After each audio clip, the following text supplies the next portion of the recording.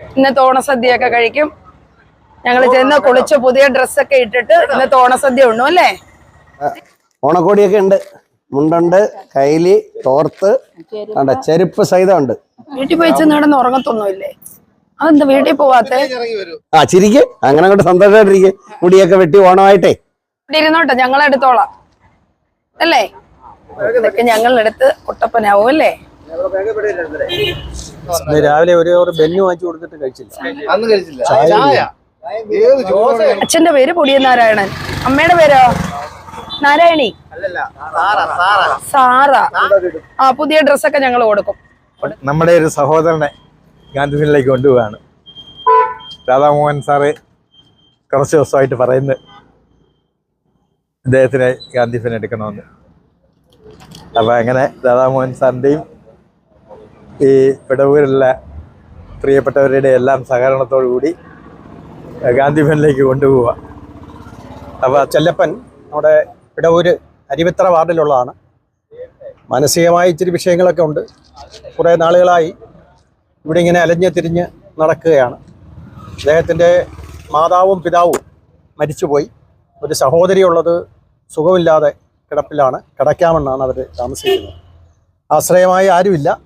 എല്ലാവരും ഓണമുണ്ണുന്ന ഒരു ദിവസം, നമ്മുടെ മലയാളികളെല്ലാം ദേശീയ ഉത്സവമായി ആഘോഷിക്കുന്ന ഓണനാളിൽ ഈ ചെല്ലപ്പൻ ഇവിടെ ഇങ്ങനെ അലഞ്ഞു തിരിഞ്ഞ് നടക്കുന്നത് ഈ നാട്ടുകാരെ സംബന്ധിച്ച്, സമൂഹത്തിനെ സംബന്ധിച്ച് വളരെയധികം വേദന കൂടി ഉളവാക്കുന്നതാണ്.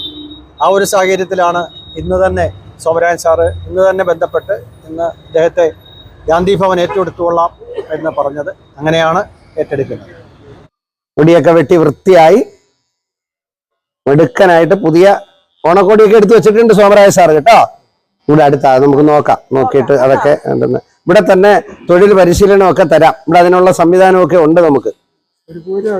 ആ കൂരയൊക്കെ നമുക്ക് വൃത്തിയാക്കി എടുക്കാം. ആരോഗ്യമൊക്കെ ആയി, തൊഴിലുമൊക്കെ ആയി, നേരെ ആ കൂരയിലേക്ക് തന്നെ കൊണ്ടുചെന്ന് പുനരധിവസിപ്പിക്കുന്നതായിരിക്കും. അതാണ്.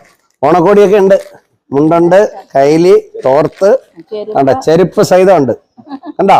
അപ്പൊ അത്ര സാധനങ്ങളൊന്നും നമ്മൾ ഉപയോഗിച്ചുകൂടാ.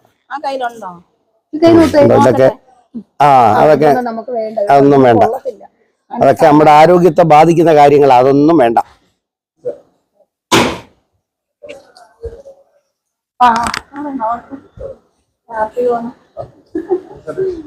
ഞങ്ങൾക്ക് ഇന്നൊരു പുതിയ അതിഥിയെ കിട്ടിയതാ,